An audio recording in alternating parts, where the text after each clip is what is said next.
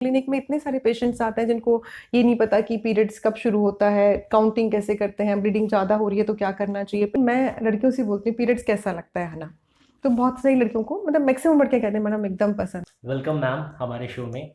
धन्यवाद। मैम थोड़ा अपने बारे में बताइए कि आप कहाँ से आए हैं और आपने यही इनिशिएटिव क्यों शुरू किया।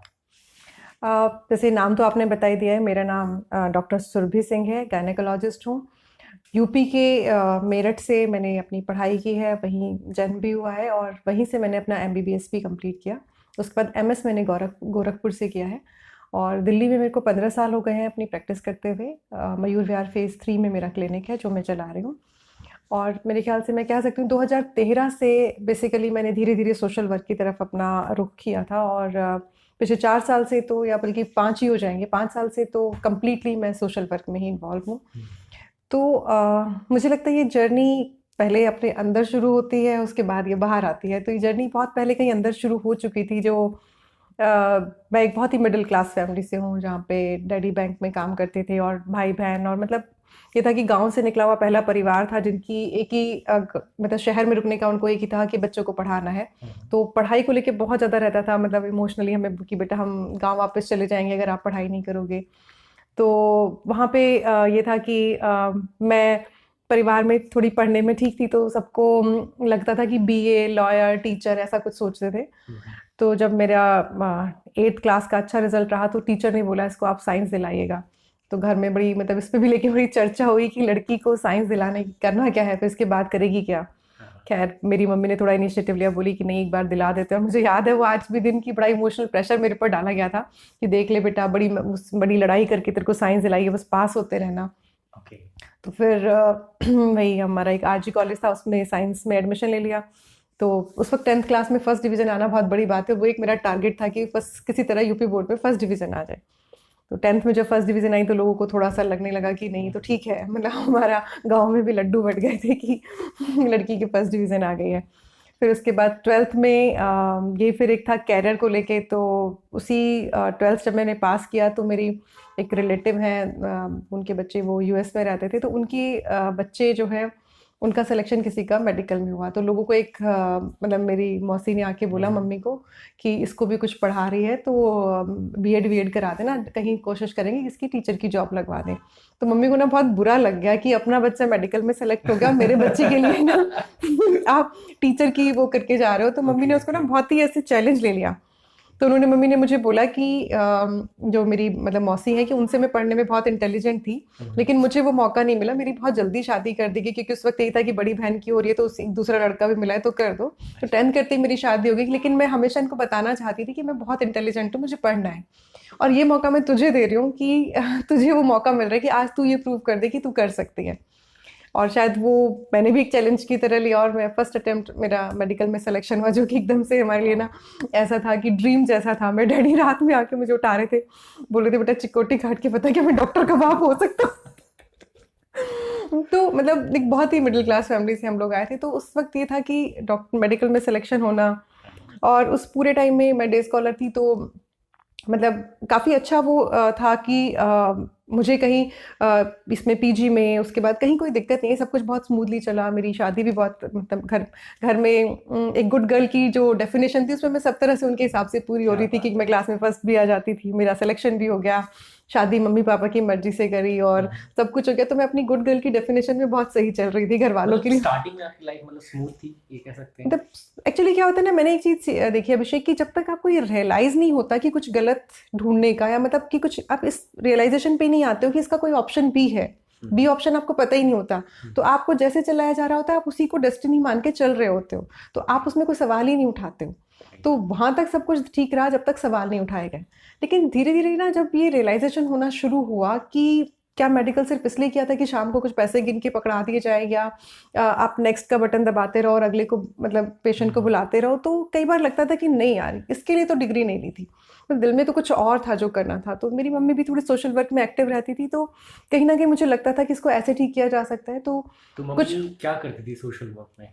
मेरी मम्मी थोड़ी सी एक्टिव टाइप की इस तरह से थी, जैसे कोई बच्चा नहीं पढ़ पा रहा है तो मम्मी कुछ पैसे बचा के उसकी फीस दे आती थी जाके, कहीं से जो भी उनको लगता था कि कहीं से पैसे इकट्ठे हो सकते हैं, तो मतलब कई बार मम्मी ने, हमें बाद में पता चलता था, थोड़े थोड़े पैसे बचा के गाँव में स्वेटर बंटवा दिए, कुछ इस तरह का उनको ना हमेशा रहता था कुछ मतलब करने इस का। चीज की इंस्पिरेशन आपको उस टाइम से हाँ, मिल मुझे चुकी लगता है कि थी? थोड़ी-थोड़ी सी ना कहीं से थी कि एक लड़की थी 3-4 साल की, उसके साथ कुछ सेक्सुअल असॉल्ट हुआ था, तो मेरी मम्मी, जैसे हम लोग होते हैं ना कि क्या होगा, मेरी मम्मी थी जाके ना उस बच्चे को लेके सीधे हॉस्पिटल गई, दौड़ी, वो सब किया, और फिर जब उसकी पुलिस केस का था तो पुलिस केस नहीं करी थी, तो मम्मी जाके सड़क पे बैठ गई थी, बोली कैसे नहीं करोगे, इतनी छोटी मतलब वो काफ़ी बड़ा ऐसे हंगामा हो गया था, मम्मी के बैठते ना सारा लोग इकट्ठा हो गए कि यार ये तो करना चाहिए। तो पहला स्टेप लेने की जो एक आदत थी ना, वो मैंने मम्मी में देखी थी अपनी।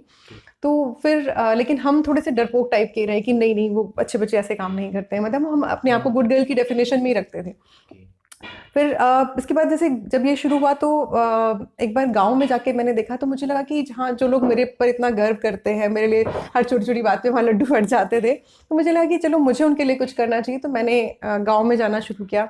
एवरी सेकंड संडे को मैं गांव में जाती, दवाइयाँ लेके कैंप लगाती और सब लोगों से मिलती। तो मुझे रियलाइज़ हुआ कि प्रॉब्लम, बीमारियाँ कम है, लैक ऑफ अवेयरनेस ज़्यादा है। अगर आप मतलब थोड़ा रूट सा, कॉज जो है आपको पता चला वो lack of lack of awareness है। अवेयरनेस है, तो फिर मैंने धीरे धीरे उनकी डाइटरी हैबिट पे काम किया, ये सब किया, तो मैंने देखा कि दवाइयों की ज़रूरत काफ़ी कम हो गई। तो ये मुझे समझ में आया कि डिजीज़ ट्रीट करना डॉक्टर का काम है, लेकिन ये अवेयरनेस लाना भी हम लोगों का ही काम है। मतलब इसके लिए कोई अलग से डिग्री नहीं बनेगी जिस पे जाके जिनको अवेयरनेस पे लाया जाएगा। तो मुझे लगा ये भी कहीं न कहीं हमारी ज़िम्मेदारी है, क्योंकि अपनी बॉडी के बारे में मतलब आपकी बॉडी, अपनी बॉडी के बारे में हम पढ़ते हैं, और फिर जब हमें मौका मिलता है कि हम उस पे बता सकें, तो वहाँ पे हम सिर्फ डिजीज़ ट्रीट करते हैं। तो वो पहला स्टेप था जो मेरे लिए था कि मुझे तो समझ ये में आया कि आपने मतलब जब आप वर्किंग हो गए तब हुँ। आपने ये शुरू किया हाँ, जब मैंने अवेयरनेस यहाँ पे प्रोग्राम? किया, तो ये 2011-12 की बात है, 2 साल मैंने गाँव में काम किया। हम्म, फिर 13-14 में मैंने झुग्गियों में जाके काम करना शुरू किया थोड़ा-थोड़ा, जो मुझे थोड़ा लगने लगा कि कहाँ पे काम किया जा सकता है, थोड़े-थोड़े लिंक्स बने। फिर उसके बाद कश्मीर में फ्लड आया था, तो मेरे हस्बैंड को थोड़ा पता था कि मैं इन चीज़ों में रहती हूँ, तो उन्होंने ऐसे रख के अखबार मेरे सामने रख दिया कि वॉलंटियर्स चाहिए, डॉक्टर वॉलंटियर चाहिए, वहाँ पे डॉक्टर्स नहीं पहुँच पा रहे हैं, भरना है तो भर दो। हम्म, तो मैंने भी सोचा कि कश्मीर कभी डर की वजह से गए नहीं, क्योंकि हमेशा लगता था कि कश्मीर में पता नहीं क्या हो जाएगा। फिर मेरे को लगा नहीं, ये मौका मिला है और कोई कह रहा है तो कर दो। मैं मतलब फर्स्ट वॉलंटियर डर नहीं जिसने, लगा आपको? हाँ नहीं, मैं पहली वॉलंटियर थी जिसने वो फॉर्म भेजा। गवर्नमेंट ऑफ इंडिया का एडवर्टाइजमेंट निकला था, कोई डॉक्टर वॉलंटियर चाहिए। Okay. मैंने भर दिया और फर्स्ट बैच में हम लोग पहुंच गए थे। पुलवामा में मेरी पोस्टिंग रही 7 डेज, और 2 दिन मैंने शोपियां में रहे। नेटवर्क नहीं था, कुछ नहीं था, घर से कोई कनेक्ट नहीं था, बहुत ही खराब सा, मतलब बीमार कश्मीर में हम लोग पहुंचे थे। तो वो मेरा फर्स्ट वो था कि जब मैं इतनी हिम्मत कर पाई कि मैं स्टेप आउट कर पाऊँ कि क्या होगा पीछे क्लिनिक का, घर का क्या होगा, लेकिन मैं ये सोच पाई कि मेरा रोल एज ए डॉक्टर इतना बड़ा है कि मैं इन सब चीज़ों को सेकंड कर सकती हूँ।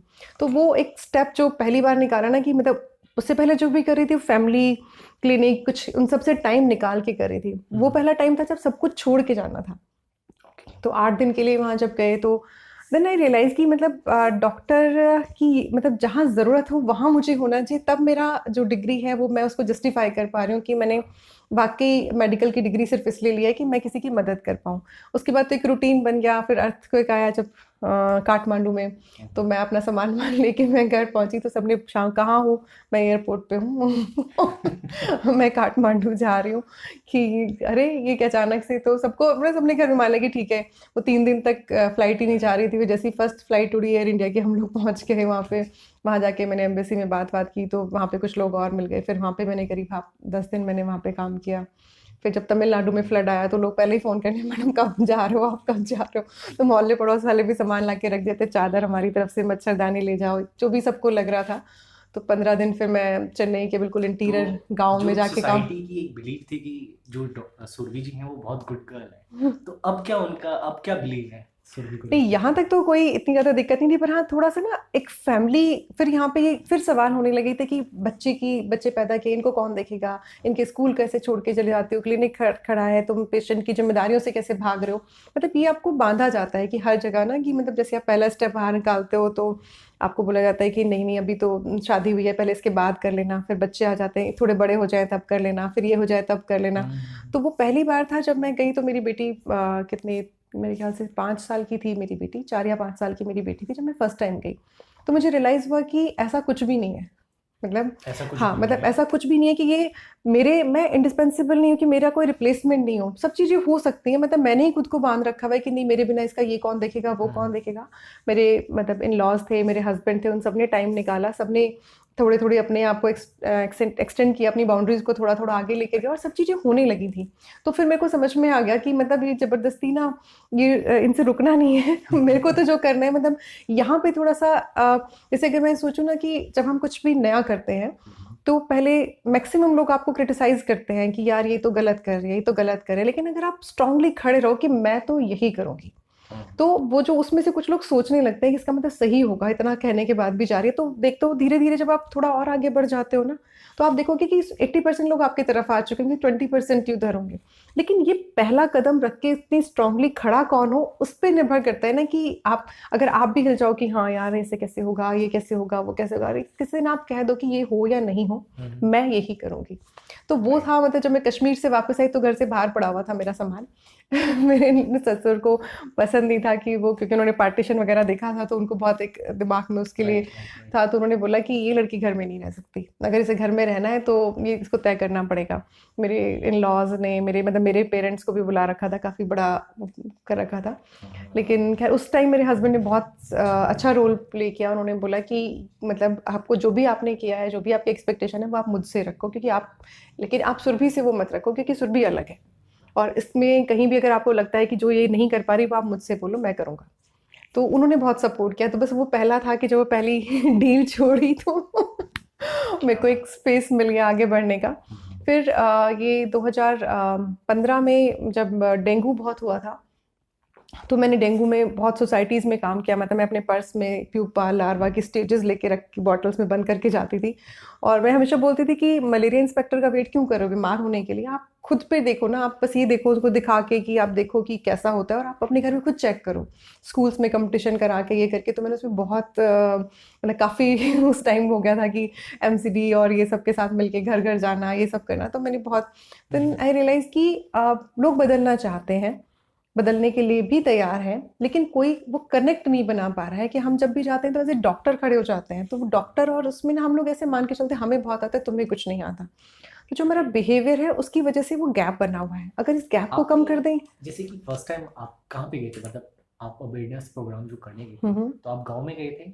नहीं, मैंने वो तो, क्योंकि दिल्ली में उस वक्त 2015 में काफ़ी डेंगू का प्रकोप था, तो मैं दिल्ली से ही मैंने शुरू किया था। तो मैंने स्कूल्स में शुरू किया सबसे पहले। फिर मैंने पटपड़गंज की कुछ सोसाइटीज़ हैं, जैसे फर्स्ट समाचार। आपने कहाँ किया था? फर्स्ट वाला जो मैंने प्रोग्राम किया था, फर्स्ट मैंने कोई पार्क में था। पार्क में लोग घूमने के लिए आए हुए थे, बैठे हुए थे। मैंने सबको रोक रोक के पूछा कि डेंगू क्यों फैला हुआ है, डेंगू आपको पता है? कि उसने बोला कि वो, तो ज़्यादातर लोग कहे था कि गंदगी बहुत रखते हैं, मतलब जो फिर उनको समझाया कि आप गंदगी ऐसे से तो होता नहीं। डॉक्टर थे, तो मतलब लगा नहीं कि कोई मेरी बात सुनेगा कि नहीं सुनेगा? नहीं, ऐसा नहीं है। एक्चुअली क्या था, जब बीच में ना अन्ना आंदोलन के टाइम पे मैं बहुत मतलब एक अंदर जो था ना, वो फिर निकलने लगा कि मतलब सोसाइटी में मेरा रोल सिर्फ इस कुर्सी पे बैठने का नहीं है, मतलब सोसाइटी में कुछ और भी मैं कर सकती हूँ। तो उस दौरान मैंने ना, ये जो थोड़ी सी हिचक थी ना मेरी, ये उन दिनों मैंने देखा कि मतलब वहाँ पे सब सेम प्लेटफॉर्म पे थे। तो आपकी डिग्री है, वो मेरे लिए है, सब कुछ है, लेकिन उसके अलावा मैं एक ह्यूमन बीइंग भी हूँ, सोसाइटी का एक पार्ट भी हूँ। तो धीरे धीरे ये शर्म ना मेरी चली गई थी उन दिनों तक। तो मेरे को ये समझ में आ गया था कि मतलब इसके साथ बहुत ज़्यादा वो हिचक और को पीछे कर दिया था। मतलब अपने मोहल्ले में नहीं किया था, डेफिनेटली अपने एरिया में नहीं किया था, क्योंकि वहाँ पे तो ना मैं सब्जी खरीदने भी जाऊँ, अच्छा डॉक्टर साहब आप सब्जी खरीदने भी, भाई मैं भी खाना खाती हूँ। तो क्योंकि उस एरिया में इतना काम किया था, तो वहाँ थोड़ी सी मुश्किल होती थी कि लोग ना मतलब उस ऑरा में मुझे मतलब देखते आपने थे। जो शुरू किया फर्स्ट, वो स्ट्रेंजर पीपल्स के साथ में हाँ, शुरू किया? स्ट्रेंजर्स के साथ शुरू किया, क्योंकि वो उस ऑरा से बाहर निकलने के लिए ना वो टाइम लगा मुझे, और लोगों को भी उस तरह से मुझे देखने में टाइम लगा। तो धीरे धीरे फिर एमसीडी ने, मैं अप्रिशिएट करूंगी कि उन लोगों ने मुझे रिकॉग्नाइज किया कि ये इतना काम करें, तो फिर उन्होंने अपने लोगों को भी मेरे साथ किया। मैंने उनके लोगों की ट्रेनिंग की। उनके एपिडेमियोलॉजी डिपार्टमेंट में 1-2 डॉक्टर्स थे, उनसे मैंने और सीखा। फिर मैं और लोगों की, तो मैंने उनको ये बोला कि आप वेट नहीं करो किसी का, आप खुद बन जाओ इंस्पेक्टर, आप खुद बन जाओ, जो वो करते हैं वो आप भी कर सकते हो। तो उनको सब सिखाने का, तो इससे ना मुझे मेरा कनेक्ट मुझे समझ में आया कि बन रहा है। फिर उसके बाद क्या हुआ कि मेरी एक फ्रेंड है, उसको वो स्कूल में प्रिंसिपल थी, तो मैंने उसको बोला कि मुझे ऐसा लगता है कि ऐसी बहुत सी बातें हैं जो हमें बतानी चाहिए लोगों को, जो नहीं पता है, क्योंकि मेरे क्लिनिक में इतने सारे पेशेंट्स आते हैं जिनको ये नहीं पता कि पीरियड्स कब शुरू होता है, काउंटिंग कैसे करते हैं, ब्लीडिंग ज़्यादा हो रही है तो क्या करना चाहिए, पेन है तो क्या कर, मिथ्स में जी रहे हैं। तो मैं उसको बोल रही थी कि समझ नहीं आ रहा जैसे क्या क्या है। मैंने उसके बाद जब ये कर रही थी तो मैं किटी पार्टीज में मैंने सबको बोला कि मुझे बुला लिया करो, जब अपनी नॉर्मली मैं किटी में नहीं जाती थी तो मैंने कहा मुझे भी बुला लिया करो। तो मैं जब वहाँ जाती थी तो मैं डिस्कशन शुरू कर देती थी पीरियड्स को लेके। तो लोग शुरू में थोड़ा सा ऐसे देखते थे, धीरे धीरे मुझे समझ में आया कि मतलब मैं अपना काम करके आ गई, मैं वो दिमाग में छोड़ के आ जाती थी उनके। तो धीरे धीरे मैंने देखा कि लोग ना बात करने लगे, खुलने लगे। मुझे लगा कि आप यहाँ बैठ के एक दूसरे की साड़ी की तारीफ करो, क्यों ना हम कुछ ऐसे टॉपिक पे बात करें जिससे किसी का भला भी हो जाए। तो क्योंकि डॉक्टर थी तो लोग सुन लेते थे। तो जैसे मैंने कभी ओल्ड एज वाली लेडीज़ को बिठाया तो मैंने उनको मीनोपॉज के बारे में बताना शुरू कर दिया, ऑस्टियोपोरोसिस के क्या क्या दिख रहा है क्या कर। तो फिर लोग बुला लेते थे, मैं पार्क में वॉक भी करी थी, सुरभि इधर आ जा जरा, ये बैठी हुई लेडीज़ इनको कुछ समझा दे। तो मुझे लगा कि लोग सुनना चाहते हैं और किया जा सकता है, मगर अब ये समझ नहीं आ रहा था शुरू कहाँ से करें। तो फिर उसने, मेरी जो प्रिंसिपल फ्रेंड थी, उसने मुझे बोला कि हम स्कूल के बच्चों से ही शुरू करते हैं, क्योंकि सवाल तो वहीं शुरू हो जाते हैं। हमारे स्कूल में रोज़ इस तरह की घटनाएं होती हैं कि लड़कियां स्कूल से घर भाग जाती हैं, फिर पूरे टाइम एब्सेंट रहती हैं जब तक पीरियड्स ख़त्म नहीं होते हैं। तो उस एज पे हम समझाना शुरू करते हैं। तो फिर उसने 1-2 लिंक्स बनाए। तो पहली बार तो हमें भी समझ नहीं आ रहा था कि कितना बच्चे सुन पाएंगे। तो बच्चे भी बहुत खुश नहीं थे, टीचर को भी ऐसा लग रहा था कि अरे वो विस्पर वाले आके बता तो गए, अब कितना बताएंगे, बहुत है बच्चों के लिए। तो फिर हमने जब शुरू किया तो लैंग्वेज प्रॉब्लम, वोकैबुलरी की प्रॉब्लम की, जिससे हम कन्वर्स करें वो हो जाए। तो जब दूसरी बार मैं सेशन के लिए गई, प्रिंसिपल को पहली वाले का जो फीडबैक मिला वो काफ़ी अच्छा था। तो दूसरी बार उन्होंने मुझे खुद ही कॉल किया कि दूसरी क्लास के बच्चे बोल रहे हैं हमें क्यों नहीं बताया। तो मुझे लगा ये तो बड़ा अच्छा है। तो फिर जब 2-3 बार मैं गई तो प्रिंसिपल ने मुझे बोला कि जानते हो जब आप आते हो ना यहाँ पे, तो बच्चे इस तरह से बिहेव करते हैं जैसे कि उनको कोई सच्ची सहेली मिल गई जिससे वो सारी बातें कर सकते हैं। तो आपका नाम तो ना बच्चों ने सच्ची सहेली रख रखा है। तो हमने लगा, हमें नाम अच्छा लगा, हमने कहा ये सही है कि अगर बच्चों का दिया नाम है तो फिर हमने इसका नाम रखा सच्ची सहेली। और वहां से आपको ये इंस्पिरेशन मिला इस हम्म, नाम का। हाँ। तो जो आप ये पूछ रहे थे ना कि ये सवाल उठाना कि जैसे पीरियड्स में जी रहे हैं, मंदिर नहीं जाना तो कोई बात नहीं, 5 दिन कोने में बैठ जाएंगे, नहीं जाने देंगे किचन में, तो हमने अपने आप को उसके लिए तैयार कर लिया। जब आप सवाल उठाने लगते हो ना कि क्यों नहीं जाना है, क्या हम गलत थोड़ी हैं, हमने हमारी इसमें गलती थोड़ा है, तो जब आप सवाल उठाने लगते हो तो आप गुड गर्ल की कैटेगरी से बाहर निकाल दिया जाता है आपको, क्योंकि आपको सवाल उठाने का राइट नहीं है। जब तक आप ये रियलाइज ही नहीं करते हो कुछ गलत हो रहा है, तब तक आप सही करने की कोशिश भी नहीं करते हो। तो मेरा काम ये होता है कि उस माइंडसेट पे काम करना, कि उनको ये रियलाइज कराना कि ये जो हो रहा है ये सही नहीं है, सही ये है। जब ऑप्शन बी दिया तब उनको रियलाइज हुआ कि हाँ ये तो ऑप्शन बी तो जिंदगी में कभी मिला ही नहीं।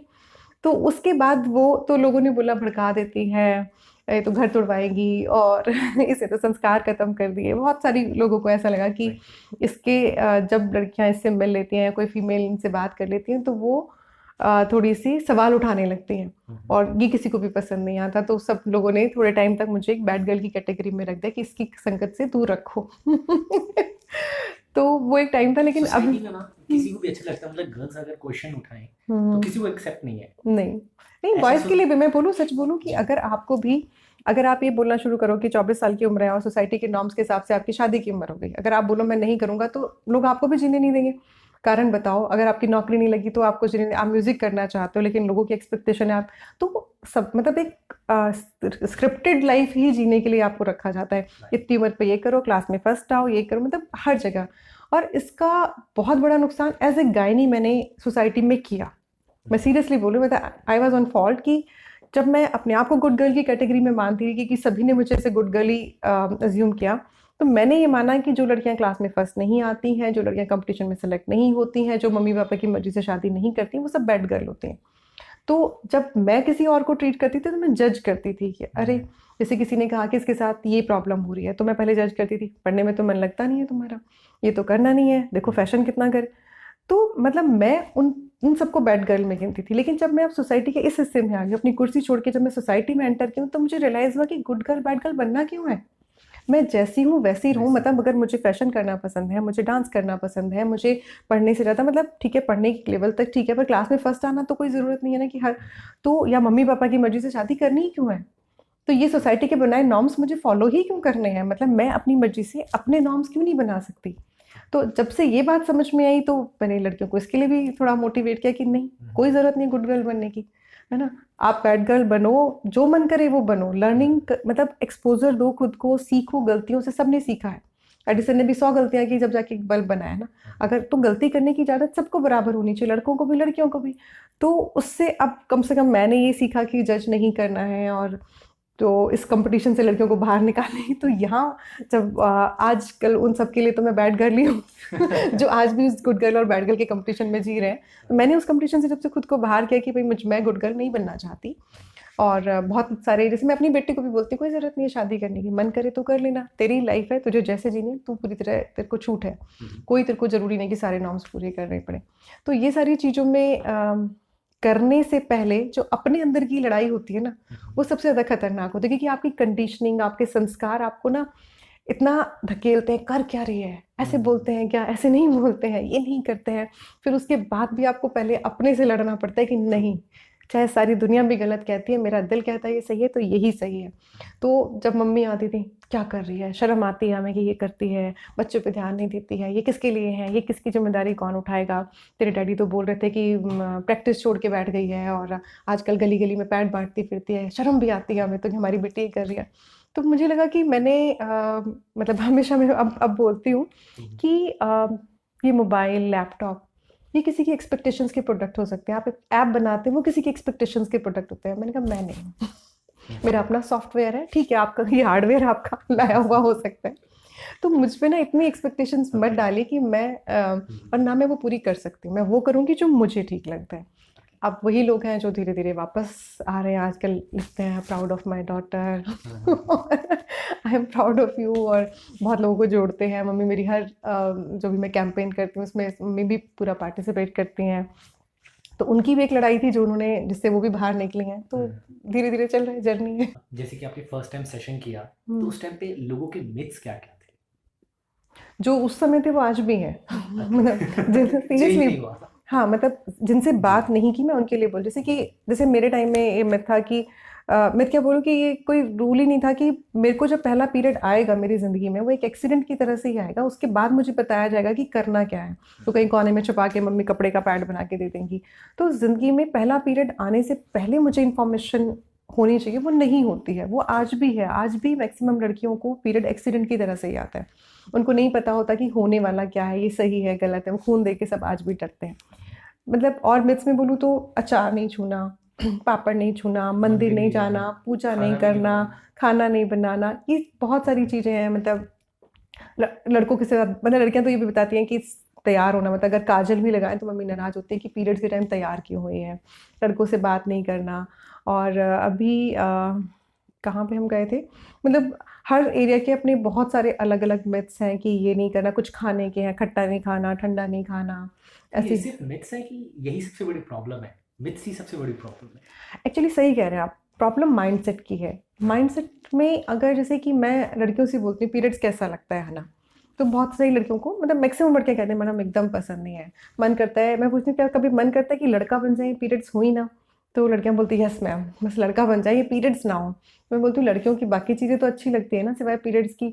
हाँ मैम, वैसे तो लड़की होना चाहिए, पीरियड्स बहुत गंदे लगते हैं। मैंने चलो इसको बंद करा देते हैं। मैंने क्लास में बोला कि चलो इसको बंद कराते हैं, सुप्रीम कोर्ट में डाल दें अर्जी, या किसी बड़े पंडित को बुला के हवन करा दें। अगर भगवान ने चलाया, अगर ये सरकार ने चलाया तो सुप्रीम कोर्ट में डाल देते हैं। नहीं तो अगर ये साइंस की वजह से तो डॉक्टर को पकड़ लेते हैं, साइंटिस्ट को पता है, पीरियड्स बंद करा देते हैं। तो लड़कियां एकदम यस मैम पीरियड्स बंद करा दो। मैंने कहा कितना मजा है ना, दुनिया की हर लड़की का पीरियड बंद हो जाए। तो चलो मैं आज एप्लीकेशन लिख रही हूँ, जो लोग साइन करेंगे उनके पीरियड्स में बंद करा देती हूँ, बस सब कर देना साइन, तो सभी के होंगे ना एक साथ। तो उसके बाद वो क्या कर पेपर दिया क्लास में, तो वो एक से दूसरे की तरफ जाने लगा, वो उस पर कोई साइन ही नहीं कर रहे। तो मैंने बोला क्या हुआ, आप लोग तो बंद कराना चाहते थे। वो मैम अगर वो पीरियड बंद हो गया तो क्या हो गया मैम, फिर वो हम लड़कियां माँ नहीं बन पाएंगी। मैं बोलती अच्छा लड़कियां माँ नहीं बनेगी तो या तो ना बने ना, हमने कौन सा ठेका ले रखा है, छोड़ो, उसमें भी बहुत दर्द होता है, बहुत परेशानी होती है। चलो पीरियड बनना आना भी कैंसिल, माँ बनना भी कैंसिल, अब तो ठीक है। मैम फिर तो जनरेशन आगे नहीं बढ़ेंगी। अरे तो ना बढ़े जनरेशन, हमने क्या ठेका ले रखा है, क्यों दुनिया की नेगेटिव बातें सुने, ये मत करो वो मत करो, गंदी है, अशुद्ध है, अपवित्र है, क्यों सुनना है, छोड़ो कैंसिल करो, जनरेशन भी नहीं बढ़ानी। मैडम तो दुनिया खत्म हो जाएगी एक दिन। तो फिर बोलती हूँ अरे बाप रे, तो क्या इतना इंपॉर्टेंट काम कर रहे हैं हम लोग, मतलब हमें पीरियड्स होते हैं तो प्रेगनेंसी होती है तो जनरेशन आगे बढ़ती है और दुनिया चलती है। बाप रे, हमारे पास इतनी पावर है क्या? मुझे पर कितनी शर्म की बात है ना, हे भगवान हमारे पास ये पावर है। मैंने कहा अगर मेरा बस चलता तो मैं इसको शर्म की जगह गर्व की बात बना देती। तो हम चाहें तो दुनिया को चलाना चाहें तो चले, नहीं चलाना चाहे तो नहीं चले, कितनी बड़ी पावर है हमारे पास। पर ये तो शर्म की बात है ना। धीरे धीरे नो मैम, नो मैम। तो एक इतना सा कन्वर्सेशन माइंडसेट बदल देता है। अब उसके बाद वो लड़कियां जब बात करती हैं तो जो ऐसे बैठी होती है ना, जो जो क्लास में बोलो पीरियड्स हो गए तो ऐसे ऐसे ये ऐसे देख रही होती हैं, वो एकदम से यूं बैठी होती हैं। अब वो सुनने के लिए तैयार है। वो उनके उनके आत्मसम्मान को एक वो मिलता है कि अरे हम तो इस पे इतना नेगेटिव सुन रहे थे। बचपन से ना लड़कियों को गलतियां उनकी बताई जाती है, तू ये नहीं कर सकती, तू वो नहीं कर सकती, लेकिन आपने एकदम से उनके आत्मसम्मान को बढ़ा दिया, उनकी पावर को रियलाइज करा दिया। तो यही प्रॉब्लम है। जैसे अब हम क्या करते हैं, पीरियड्स आ गए, कन्या मत जमाना, है ना, ये नहीं बैठेगी, तो कितना नेगेटिव सा एक थॉट आता है, रसोई में मत जाना। अगर आप उसे बोलो कि बेटा अब तू बड़ी हो रही है ना, अब तू इधर बैठने के बजाय अब तू खाना खिलाना शुरू कर। आप पॉजिटिव से, मेरे घर में मेरी बेटी को पहला पीरियड आया तो हमारे घर में केक कटा, सबने उसको गिफ्ट दिए और बड़े खुश हुए, तो उसको कम से कम ये लगा कि कुछ नेगेटिव नहीं शुरू हुआ है मेरे। अब उसको दर्द भी होता है तो हम बोलते हैं, हम लोग सब उसकी मदद करते हैं कि चलो ये तेरे लिए ये कर दें, वो कर दें। भाई भी मदद करने के लिए तैयार रहता है। जैसे मैं उसको बोलूँ आज इसको मत छेड़ना, उसको पीरियड्स हो रहे हैं, अच्छा अच्छा अच्छा पानी ला दूँ तेरे लिए, ये कर दूँ, मतलब सबको घर में खुल के बात कर सकते हैं। हाँ। तो कम से कम सब उसकी, जब 4 लोग उसके लिए खड़े होते हैं तो मेंटल सपोर्ट कितना ज़्यादा होता है। आप अकेले एक चीज़ से लड़ रहे हो और पूरा घर आपके साथ खड़ा है, इन दोनों बातों में बड़ा फ़र्क है। तो अपनी पॉजिटिविटी तो है ही, लेकिन फैमिली का जो एनवायरनमेंट है वो बहुत पॉजिटिव इम्पैक्ट डालता है।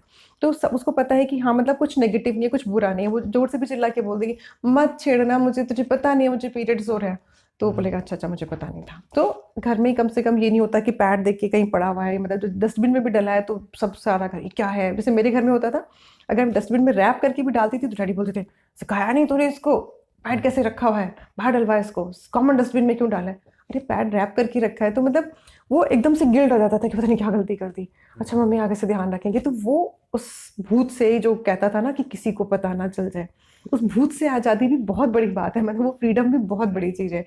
वरना तो जैसा पहला पीरियड आते ही जो कंधे पे बैठता था ना और फिर चिल्लाता था बस पता ना चल जाए, स्कूल में तो डरे हुए, क्लास मतलब पिकनिक में जा रहे हैं, शादी में जा, कितने प्रोग्राम कैंसिल किए होंगे सिर्फ इसलिए कि पीरियड्स आ जाएंगे, कहीं जाना नहीं मम्मी मैं नहीं जाऊँगी, मैं नहीं जाऊँगी, क्योंकि उस पीरियड के डर से बाहर ही नहीं निकल पाए।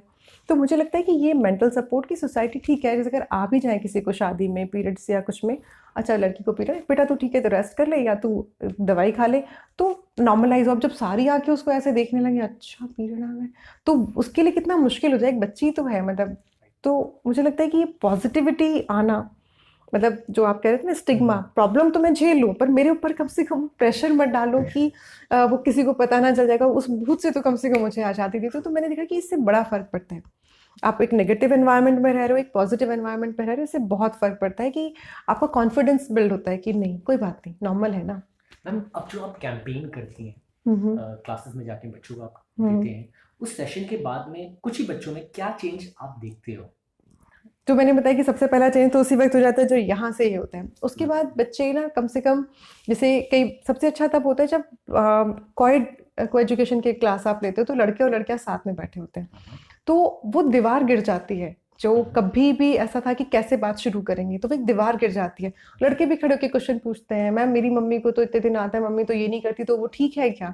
लड़कियां खड़े होकर सवाल पूछती हैं। एक स्कूल था उधर जनकपुरी के पास, वहाँ पे लड़कों ने स्टेज पे खड़े होकर लड़कियों से माफ़ी मांगी कि हमसे बहुत बड़ी गलती हुई कि हमने इतनी नॉर्मल चीज़ के लिए आपको चिढ़ाया, मैंने बहुत मजाक बनाया आप लोगों का, तो आज के बाद हम लोग कम से कम ये कसम खा रहे हैं कि हम ऐसा नहीं करेंगे। तो उस स्कूल में जब किशोर योजना के पैड्स आते हैं तो लड़के लाइन लगवा के लड़कियों को पैड देते हैं, जो हमेशा छुपा के किया जाता था। लड़कियां बस ऐसे पैड खोलती थी, वो डालते थे चुप, और लड़के भागो क्या मिला, हमें भी दिखा दो क्या मिला। वो दीवार गिर जाती है उसके बीच में। और दूसरा जो होता है कि लड़कियों की जो छोटी छोटी सी प्रॉब्लम्स हैं जो उनको यही नहीं पता, जैसे कि अगर मुझे 5 दिन ब्लीडिंग होती है, मेरी 2-3 फ्रेंड है सबको 3 दिन होती है, तो मेरे को हमेशा लगेगा मेरे को तो ज़्यादा होती है, मैं तो अब नॉर्मल हूँ। जब उसे पता चलता है कि 8 दिन तक भी होती है लोगों को, नॉर्मल है 2 से 8 दिन, तो फिर उनको लगता है अच्छा ठीक है, मतलब कंफर्टेबल जो होता है ना कि कॉन्फिडेंस की मैं ठीक हूँ, वाइट डिस्चार्ज हो रहा है, पता नहीं मुझे ही होता है कि सबको होता है, तो वो जो कॉन्फिडेंस उनकी आंखों में दिखाई देता है। जब मैं बाहर निकलती हूँ तो कितनी बार लड़के ना ऐसे, मैम आपको छू सकते हैं, ऐसे हाथ पे साइन कर दीजिए, मैम एक बार ऐसे टच कर दीजिए, तो मैं बोलती इससे क्या होगा कि मैम आपको पता नहीं आज कितना बदल दिया। लड़की होना गाली लगता था, आपसे मिलने के बाद लगा कि लड़की होना अच्छा भी हो सकता है। मतलब आज पहली बार फील हो रहा है कि मेरी, मतलब मेरे अंदर कुछ है, मेरी वर्थ है। तो वो बस इसी बात से इतनी खुश हो जाते हैं कि मैम बस आपने ना आज पता नहीं क्या कर दिया कि हमें अपनी सेल्फ वर्थ दिखाई देने लगी। तो वो कि उस गाली से, लड़की एक गाली है और लड़की में इतनी पावर है, इस दोनों के बीच का जो सफ़र है आपने बहुत आसान कर दिया हमारे लिए। तो वो चेंज है जो मैं देख पाती हूँ। नेक्स्ट लेवल पे कैसे लेके जाएंगे, मतलब अवेयरनेस ज़्यादा होनी चाहिए अब? एक्चुअली बहुत प्लानिंग से कभी कुछ शुरू नहीं किया कि एनजीओ चलाना है, कोई सपना नहीं था कि कोई एनजीओ चलाना है, काम करना था। एनजीओ इसलिए चला क्योंकि जब से स्कूल में जाने लगे तो परमिशन के लिए ज़रूरत थी, तो बोलते थे कि मैम लेटर हेड हो कोई तो दे दीजिए। तो अब बड़ी दिक्कत होती थी, तो फिर एनजीओ बनाना पड़ा। फिर उसके लिए आपको बहुत सारी, तो कई चीज़ें तो सिर्फ इसलिए करनी पड़ी क्योंकि उनके बिना काम नहीं चल रहा था। तो ये कोई प्लानिंग से शुरू नहीं हुआ। बट आप सही कह रहे हैं। मेरा एक फ्रेंड था, उसने ना कभी मेरा एक सेशन अटेंड किया, तो उसने मुझे बोला कि सुरभि आग तो बहुत है, पर एक दिन ये बर्न आउट हो जाएगी तू इसी से, क्योंकि तो अकेले कितना करेगी, ट्रेन करना शुरू कर। तो ये बात हमेशा दिमाग में चलती थी। जैसे दमन में हम लोगों ने सबसे पहला शुरू किया, दादरा नगर हवेली और दमन दीव में, कि हमने वहाँ ट्रेनर तैयार किए। तो हमने वहाँ 25 ट्रेनर्स की 5 दिन की ट्रेनिंग की। एंड आफ्टर उस ट्रेनिंग हमने रियलाइज़ किया कि बहुत बदलाव आया। मतलब मैंने वहाँ 25 रुपये तो खड़ी करी ना। तो उसके बाद हम लोगों ने इस चीज़ पे ध्यान दिया कि हम ट्रेनिंग वाले काम भी करते हैं। हम टीचर्स की ट्रेनिंग करते हैं, ईवीजीसी काउंसलर की ट्रेनिंग करते हैं। फिर आज हमारे अपने ग्रुप में भी करीब 30 के अराउंड मेंस्ट्रुअल एजुकेटर्स हैं जिनको हमने ट्रेन किया है। अभी दिल्ली का एक समग्र शिक्षा अभियान है जिसमें 600 स्कूल्स के अंदर हम 610 स्कूल में 1 महीने में सेशंस लेने हैं। तो हम 2-2 सेशंस हमारे सब लोग मिलके बच्चों के साथ ले रहे हैं। तो लोग मतलब सबसे अच्छी बात है कि अब मुझे नहीं कहना पड़ता कि सेशन करवा लीजिए, अब लोग कहते हैं कि प्लीज़ आके सेशन कर दीजिए। तो ये एक पॉजिटिव है कि लोग, मतलब मैंने जैसे पहले भी कहा कि लोग तो बदलना चाहते हैं। सही तरीके से उनको, अगर हम चीज़ों को थोपेंगे तो कोई नहीं सुनेगा। अगर हम उनके अंदर वो चीज़ बताएंगे कि ये है, मतलब फैक्ट पे बात करते हैं, परसेप्शन छोड़ के, तो फैक्ट तो सबको दिखाई देता है और फैक्ट को लोग समझते भी हैं। तो मुझे लगता है कि ये हमारा कन्वर्सेशन किस तरह का है उससे बहुत फ़र्क पड़ता है। तो आज मैं देख रही हूँ कि बहुत सारे लोग हैं जो अभी भी, जैसे हमारा एक ये मैंने भी लगा भी रखा है, रेड स्पॉट कैंपेन चल रहा है, जिसमें 5 फरवरी को हम लोग menstrual health and awareness day मनाते हैं। इसका भी एक लॉजिक है कि 28 दिन का एक ही महीना है जो हमारी मेंस्ट्रुअल साइकिल से सिमुलेट करता है, और 5 दिन की एवरेज ब्लीडिंग। तो एवरेज ब्लीडिंग और एवरेज साइकिल का 5 फरवरी हमने बनाया हुआ है। तो इसको हैप्पी पीरियड्स डे, हमने इसका नाम ही हैप्पी पीरियड्स डे रखा है कि इसमें नेगेटिविटी है ही नहीं, हैप्पी पीरियड्स डे। तो अभी इसका जो कैंपेन है, इसका नाम है, जो अभी चल रहा है, अब पता चलने दो। तो अब पता चलने दो में एक तो यह है कि हम लोग अपने हाथ पे रेड स्पॉट लगा के और ये लिखते हैं, लेट्स नॉर्मलाइज कन्वर्सेशन, अब पता चलने दो। अपने सिस्टर को, अपनी डॉटर को, अपनी हाउस हेल्प को, जिसको इसके बारे में नहीं पता, उससे किसी 2 लोगों से 3 लोगों से कन्वर्सेशन शुरू करना है जिनसे कभी नहीं किया, और फिर उनके साथ आपको ये डालना है कि अब हमने एक से दूसरे को बताया कि लेट्स अब पता चलने दो। तो कहीं एक साइकिल हम शुरू कर रहे हैं। तो सोशल मीडिया पे काफ़ी अच्छे से चल रहा है कैंपेन। दिल्ली सरकार का जो डिपार्टमेंट ऑफ एजुकेशन है उसके साथ अब हमने ये पूरा टाई अप किया है। तो दिल्ली चाइल्ड राइट प्रोटेक्शन जो है DCPCR, ये सच्ची सहेली मिलके डिपार्टमेंट ऑफ एजुकेशन के साथ हमने सारे स्कूल्स में बच्चों को हैप्पी पीरियड्स डे कार्ड बनाने के लिए कंपटीशन में इनवाइट किया है कि कभी दिमाग से ना जाए, अरे तो इस पे तो हम लोग विश किया करते थे, इस पे तो हमने डांस किया हुआ है, ये कैसे शर्म की बात हो गई। तो कल कोई भी थॉट उस पर हावी ना हो, उसको पहले से इतना हम बिल्ड कर दें कि पॉजिटिविटी के साथ ही आगे बढ़े। तो इस तरह की कैंपेन हम लोग कोशिश करते हैं चलाते। आपके इस मिशन में आप लोगों को कैसे जोड़ते हो अपने साथ में, उनको रिटेन कैसे करते हो? थोड़ा सा मुश्किल काम है, लेकिन मुझे लगा कि जैसे मैंने आपको बोला ना कि अगर आप किसी को बोलो कि आपको ये करना है तो नहीं करता, लेकिन अगर वो रिक्वायरमेंट अंदर से ही लगता है। जैसे मेरी एक फ्रेंड है, उसको वो एंटरप्रेन्योर थी, तो उसका अपना बिजनेस भी था। एक आध बार मैंने उसको बोला चल, तो उसके हमेशा बहाना होता था, यार तू जो जानती है ये है। तो उसको, सबको ये लगता था शुरू में कि सुरभि ने बहुत बड़ी गलती की है, क्योंकि गायनेकोलॉजिस्ट की अच्छी खासी इनकम होती है, कि वो सब कुछ छोड़ के और ये सब करे। तो सब ना मुझे नेगेटिव में देखते थे कि थोड़े दिन बाद ये वापस आ जाएगी। तो 1-1.5 साल तो किसी ने बहुत ज़्यादा ऐसे नहीं दिया, कुछ अच्छे क्लोज फ्रेंड को छोड़ के, लेकिन शुरू में सबको। लेकिन अब वो 1-2 बार वो जब सेशन में गए, बच्चों की आंखों में, मतलब जो हमारा वाला सेशन होता है ना, इसमें रिवॉर्ड तुरंत मिलता है। आपने बच्चों के साथ सेशन किया और बच्चे ना, मतलब उनकी लाइफ चेंजिंग एक्सपीरियंस जो उनकी आंखों में देखते हो ना, तो वो रिवॉर्ड होता है आपको। फिर आपको कुछ, तो जब आप एक बार वो रिवॉर्ड देख लेते हो ना, फिर मुझे कहना नहीं पड़ता वो पूरी, फिर अगला सेशन कब लेना है, कब जाना है, क्या करना है। तो अब फिर आप उस मोड पे आ जाते हो कि लोग खुद से जुड़े रहना चाहते हैं। मतलब वो बदलाव देखने के बाद आपसे खुद ही नहीं रुका जाता कि आप इसका हिस्सा ना बने। आप क्या करते हो कि लोगों को अपने साथ ले जाते हो, सेशन सेटिंग करवाते हो। हाँ। वो जो आपको मोटिवेशन दिखता है बच्चों में, वो जब उन लोगों को दिखता है तो आपका काम हो जाता है। हाँ, बस उतना काफी है। मैं बोलती हूँ, बस एक बार मेरा सेशन अटेंड कर लो। मुझे लगता है मैम आपको जो मोटिवेट भी करता होगा, जो बच्चों की आंखों में चमक है वो दिखती है, वही चीज आपको मोटिवेट करती होगी। और मुझे ना मेरी एक फ्रेंड ने बोला कि इसमें भी कितने सेशन ले लोगे। मैंने तब, बहुत शुरू की बात है, 1.5-2 साल हुआ था, मैंने क्या बोला कि 200-300 तो ले लिए होंगे, 200 से तो ऊपर, कि तू बोर नहीं होती? 200 दिन 200 बार तूने एक ही बात को, उन्हीं बातों को बार बार बोलती, तू बोर नहीं होती? मैंने कहा बस तू एक बार आ जा मेरे साथ, फिर मैं बताऊंगी कि बोर होता है। अब वो लड़की जो है जिसने मुझसे पूछा था, आज वो 200 से ज्यादा सेशन ले चुकी है। तो उसने कहा कि सही कहा था तूने, कि एक बार जब तक मतलब ये रिवॉर्ड जो मिलता है ना, वो एनर्जी, अगर मैं सुबह 7 बजे जाती हूँ स्कूल में और मैं 9 बजे वापस आती हूँ, तो मैं इतनी एनर्जेटिक होती हूँ कि मैं पूरे दिन काम कर सकती हूँ। एक चीज मैंने ना कहीं सुनी थी कि दुनिया में सबसे ज्यादा खुशी किस बात से मिलती है। मतलब अगर हम देखें तो हर इंसान में एक चीज कॉन्फिडेंट, मतलब कांस्टेंट है, कि हर इंसान कुछ भी करता है सिर्फ खुशी के लिए करता है। उसे पैसे से मिल सकती है, उसे पावर से मिल सकती है, उसे रिलेशन से मिल सकती है, लेकिन अल्टीमेटली है खुशी। खाएगा भी तो खुशी के लिए खाएगा, मतलब अल्टीमेट हैप्पीनेस उसको चाहिए। तो सबसे ज़्यादा हैप्पीनेस किस काम से मिलती है? तो मैंने कहीं सुना था, उसने बोला कि सबसे ज़्यादा हैप्पीनेस तब मिलती है जब कोई इंसान ये कहता है कि तुम्हारे होने से मेरी ज़िंदगी में फ़र्क पड़ता है, तुम मेरे लिए इंपॉर्टेंट हो। मैं ये बात अपने नौकर सर्वेंट्स के साथ में पेमेंट देती हूँ, जब वो कहते हैं साहब आप नहीं होते तो क्या होगा। मैं पावर की पोजीशन में हूँ, मैं किसी की नौकरी लगवा दूँ तो सर आप नहीं होते तो क्या होता। वाइफ अगर हस्बैंड से बोलती है कि तुम नहीं होते तो मेरा क्या होता, तो हस्बैंड क्या होता है। बच्चे अगर बोलते हैं पापा आपने तो हमारे लिए कितना किया। ये दोस्त भी बोले कि यार तू नहीं होता तो मेरा क्या होता। तो सबसे ज़्यादा ये वर्ड जो है ना, कि तुम्हारे होने से मेरी ज़िंदगी में फ़र्क पड़ता है, ये सबसे ज़्यादा खुशी देता है किसी भी इंसान को। और ये बात मैं कम से कम 50 बच्चों से सुन के आती हूँ सुबह। तो मैं तो एकदम हाइट ऑफ हैप्पीनेस पे होती हूँ एकदम, कि मुझे ज़िंदगी में क्या चाहिए। इतने लोगों की ज़िंदगी में के लिए मैं इंपॉर्टेंट हूँ। तो सेल्फ वर्थ जो है ना, वो आपको सबसे ज़्यादा खुशी देती है कि मेरी सेल्फ वर्थ कितनी है। वो पैसे से आके चाहे पावर से आके चाहे, अल्टीमेट एम ये होता है कि मेरी सेल्फ वर्थ। 10 लोग मेरे को कहेंगे यार देख क्या आदमी है, तो वो मेरा तो सुबह सुबह हो जाता है। मतलब मेरी तो सुबह सुबह इतनी कमाई हो जाती है कि मुझे पूरे दिन में कुछ और चाहिए ही नहीं होता। तो अब मेरे ख्याल से अब तो फैमिली या सोसाइटी से कोई नेगेटिव चीज़ें तो आती नहीं नहीं, अब कुछ भी नहीं आता। अब तो टचवुड, जैसे मैंने छोटा सा एक एग्जांपल देती हूँ। किसी संत ने बोला गुजरात के कि लड़कियां अगर पीरियड्स में खाना बनाती हैं तो वो नेक्स्ट बर्थ में फीमेल डॉग बनती हैं, और लड़का अगर वो खाना खा ले तो वो ऑक्स बनता है। तो उस तरह से करके हॉस्टल में लड़कियों की चेकिंग हुई वहाँ पे, कि कोई पीरियड्स में किचन में ना घुस जाए। बड़ा एक गंदा सा एक वो कमेंट आए थे उस पर, कुछ न्यूज़ वगैरह मैंने पढ़ी। मैंने बोला कि 19th को मैंने बोला फैब में कि यार ये तो बहुत ही गलत हो रहा है। ऐसे लोगों को तो जवाब देना चाहिए कि मेंस्ट्रुएटिंग वुमेन से ही खाना बनवा, सबके सामने खाए कि ले बता, नहीं डरते तेरे उससे। मैंने 19th की शाम को अपने फेसबुक पे ये डाल दिया कि एक मन हो रहा है कि कैसा ना मतलब फीस्ट फॉर डिग्निटी टाइप से कुछ करने का, कर देना चाहिए। अब मतलब मेरे अगली सुबह जब मैंने फेसबुक देखा तो इतना ज़्यादा भरा हुआ था, कब करना है खाना, हम लोग तैयार कर देंगे, इतना डोनेशन हमसे ले लें।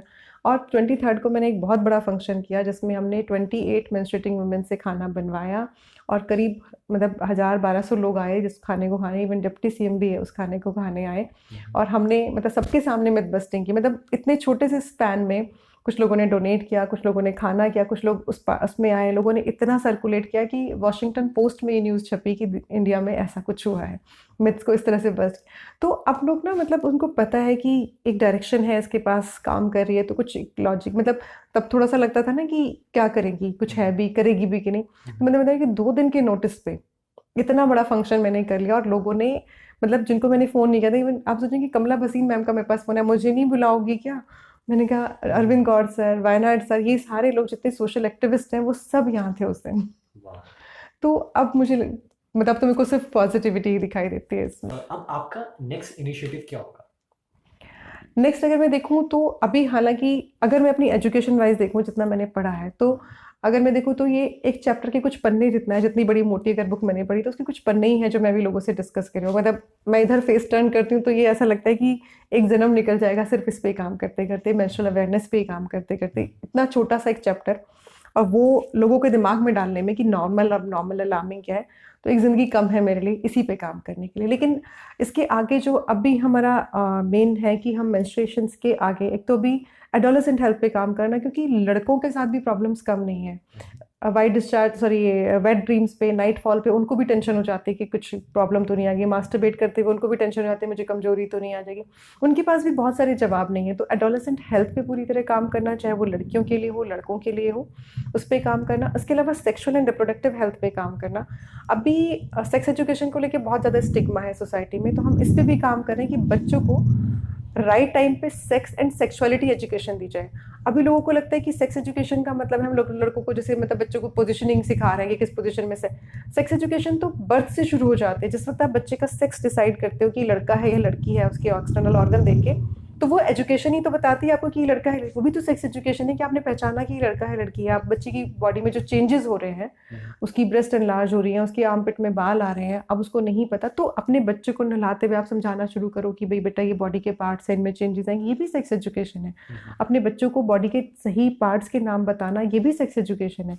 तो ये इस सब पे बहुत ज़्यादा पर्दे डाले हुए हैं, जिसकी वजह से बहुत सारी प्रॉब्लम्स हो रही हैं कि बच्चे एक्सप्रेस नहीं कर पाते। मतलब पेरेंट्स भी चाहते हैं इस पे बात करना, पर वोकैबुलरी नहीं, क्योंकि उनसे भी तो किसी ने बात नहीं करी। तो इस पे हम लोग काम कर रहे हैं कि राइट टाइम पे ये एजुकेशन भी बच्चों और पेरेंट्स दोनों को दी जा सके। तो अभी इस पे काम कर रहे हैं। जब पेरेंट्स बहुत बड़े हो जाते हैं तो उनको चेंज कर पाना थोड़ा मुश्किल होता है। बच्चे जो होते हैं वो कच्ची मिट्टी के घरे होते हैं, तो उनको तैयार करना आसान होता है, तो बच्चे जल्दी अडेप्ट करते हैं। बट क्या है कि जैसे आप ऑफलाइन में जा रहे हैं, तो ऑफलाइन में रीच कब होती है, तो कुछ आपका ऑनलाइन में भी प्लान है क्या? कोशिश तो कर रहे हैं। मतलब मैंने बताया ना कि मैं एक अच्छी डॉक्टर हो सकती हूँ, अच्छी ओरेटर हो सकती हूँ, लेकिन हो सकता है मैं बहुत अच्छी एडमिनिस्ट्रेटर या बहुत अच्छी प्लानर ना भी हूँ। तो जितना अपने से हो पाता है कोशिश कर रहे हैं कि कितना भी हो सके अपनी वीडियोस डाल दें, अभी ऑनलाइन पे वेबिनार वगैरह करें, ज़्यादा लोगों तक पहुँच पाएँ। बट बाकी ज़्यादा कुछ सोचते नहीं है, डेस्टिनी पे छोड़ा हुआ है, जैसे ले जाना होगा जहाँ ले जाएंगे। मतलब बहुत प्लानिंग से काम करो तो बहुत स्ट्रेस भी होता है, फिर लगता है कि ये ठीक नहीं हो रहा है, इतने इतने ऑफिस के चक्कर लगा लिए, कोई सुन नहीं रहा है, हम तो पैसे भी नहीं मांगते हैं, फ्री में काम कर रहे हैं, महीनों महीनों चक्कर कटाते हैं, अल्टीमेटली मना कर देते हैं नहीं कराएंगे, तो वो बड़ा डिसहार्टनिंग सा होता है। तो फिर ना शुरू में बड़ी प्लानिंग बनाई, ये करेंगे, फिर अब लगा कि छोड़ देते हैं, जैसे होना है, जैसे होना होगा हो जाएगा। शायद किसी दिन कोई बहुत अच्छा प्लानर मिल जाए, कोई बहुत अच्छा एडमिनिस्ट्रेटर मिल जाए, तो चीज़ें अपने आप एस्केलेट कर जाएंगी। अभी फर्स्ट टाइम आपका वीडियो मतलब लिंक्डइन से आपका एक मैसेज आया था, तो मैंने उससे गो थ्रू किया सची सहेली की वेबसाइट पे। तब उस टाइम तक मैं डॉक्टर सुरभि सिंह को नहीं जानता था कौन है। लेकिन जैसे मैंने यूट्यूब चैनल खोला और आपके वीडियोस को एक्सप्लोर किया, तो जो आप पीरियड्स की बातें कर रहे थे, तो मेरे लिए भी नॉर्मल नहीं लग रही थी। मतलब कि मेरे पेरेंट्स, मेरी सिस्टर, मेरी मदर्स सब चीज़ों को छुपाते हैं, कहते खाना नहीं बनाना, कई बार मदर बना लेती हैं, तो इस चीज़ को नॉर्मल आप जो है इसको खुल के बात कर रहे हैं, तो वो मेरे लिए थोड़ा यूनिक था और ऐसा लग रहा था कि ये तो बहुत चेंज मेकर है।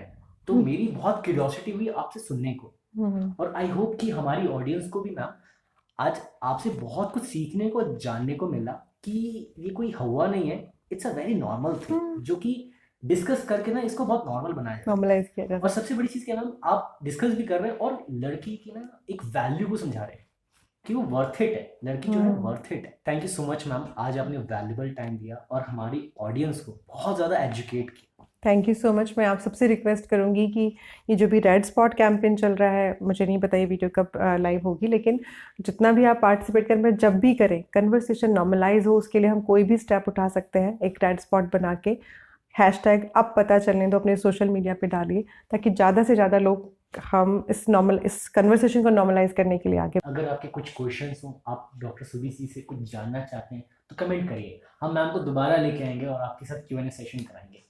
Thank you so much.